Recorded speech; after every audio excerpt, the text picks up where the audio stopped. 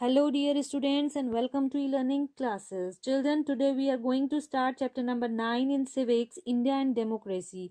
And in this chapter, we will read about the concept of democracy and its role. So, let's begin the chapter. Children, India का tradition हमेशा से tolerance और non violence का रहा है। यहाँ पर हर तरह के लोग, हर रिलीजन के लोग मिलजुल कर आपस में प्रेम से रहते हैं। When we won independence, we rightly decided to adopt the democratic form of government. जब भारत आज़ाद हुआ तो इंडियन लीडर्स ने ये डिसाइड किया कि इंडिया में डेमोक्रेटिक गवर्नमेंट रहेगी। तो डेमोक्रेटिक जो है वो एक ग्रीक वर्ड है जो दो वर्ड्स डेमो और क्रेटिया से मिलकर बना है। Demo means people and kratia means rule. So it is the government of the people, जिसमें लोगों को पूरा अधिकार होता है अपनी गवर्नमेंट या अपने रिप्रेजेंटेटिव को चुनने का। चिल्ड्रन, ये सच है कि डेमोक्रेटिक कंट्री के लिए या सक्सेसफुल डेमोक्रेसी के लिए जो कंडीशन होती हैं that are not present in India, there is at the same time a need to improve the situation so that we may have an ideal democracy. Children, बहुत सारी कंडीशन और situation ऐसी हैं यहाँ पर जो अभी जिनमें इम्प्रूवमेंट चाहिए है बहुत ज़्यादा। जैसे आज भी इंडिया में स्ट्रिक्ट सेंस में अगर हम देखें तो लोग आज भी कास्ट के बेस पर डिवाइडेड हैं।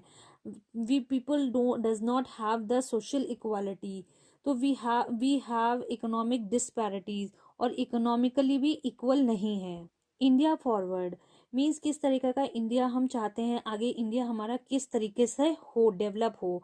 तो इतनी सारी इन शॉर्ट कमिंग्स जो हैं चिल्ड्रन, इसके बाद भी India is growing into a healthy democracy. People in India have shown a remarkable degree of tolerance and restraint. यहाँ पर वाइब्रेंट डेमोक्रेसी है और हमारे यहाँ जो लोकसभा और राज्यसभा में जो इलेक्शंस होते हैं, असेंबलीज होती हैं, वो भी सक्सेसफुली हेल्ड होती हैं and people have elected able representative to represent them. लोग जो हैं वो अपने एबल रिप्रेजेंटेटिव यानी जो सक्षम रिप्रेजेंटेटिव होते हैं उनको इलेक्ट करने में सफल रहे हैं। जो लोग इलिटरेट हैं वो भी इलेक्शन के टाइम पर वाइजली इलेक्ट करते हैं अपने लीडर को। उन्होंने ऑथोरिटेरियन लीडर का रूल खत्म कर दिया है। ऑथोरिटेरियन लीडर मतलब पावरफुल लीडर होते हैं जो पावर में आने के बाद अपनी मर्जी से करते हैं, लोगों के भले को नहीं देखते हैं।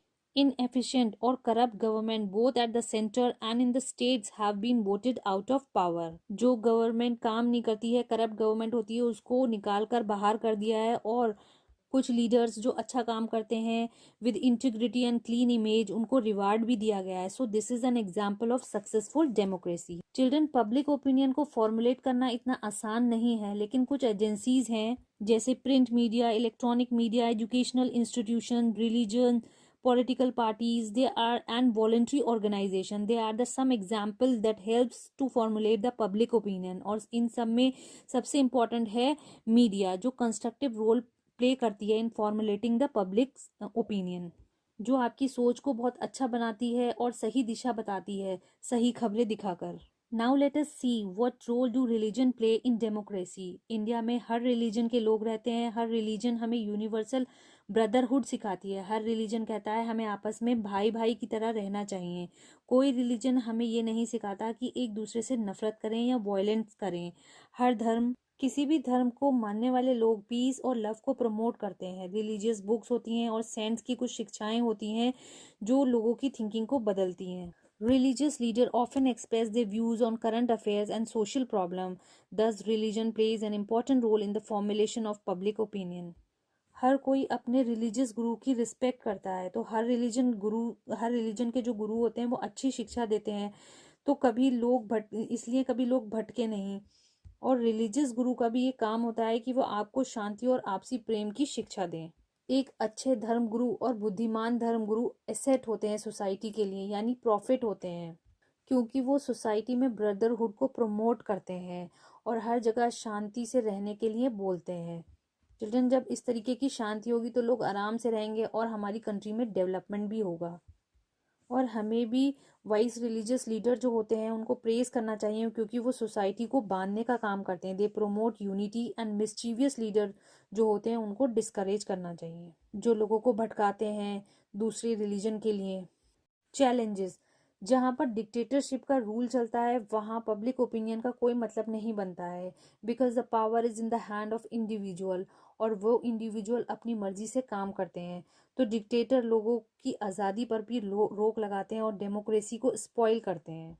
Democracy promotes liberty and equality and tolerance is another important attribute of democracy. Means हम लोगों के अंदर सहन शक्ति होना चाहिए कि हम आपस में टॉलरेट करें कोई भी बात होती है उसको। Our constitution tries to promote justice, liberty, equality, and fraternity.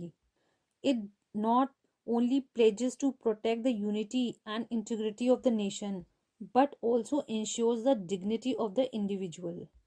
एक सक्सेसफुल डेमोक्रेसी में किस तरह के लीडर्स की ज़रूरत होती है, जैसे इनलाइटन पीपल मीन्स बहुत ज़्यादा जागरूक लोगों की, साथ ही जो लीडर उन लीडर्स की जो वाइज हों, सेल्फलेस हों, ऑनेस्ट हों, और ऑनेस्ट पार्टीज होनी चाहिए जो छोटी सोच वाली ना हो और कास्ट सिस्टम पर बेस ना हो, सबको इक्वल समझे, ईमानदारी से काम करें, किसी एक रिलीजन को फेवर ना करें, सबके भले में काम करें पावर में आने के बाद। और जो पावरफुल लीडर होते हैं उनको सबको बराबर का अधिकार देना चाहिए।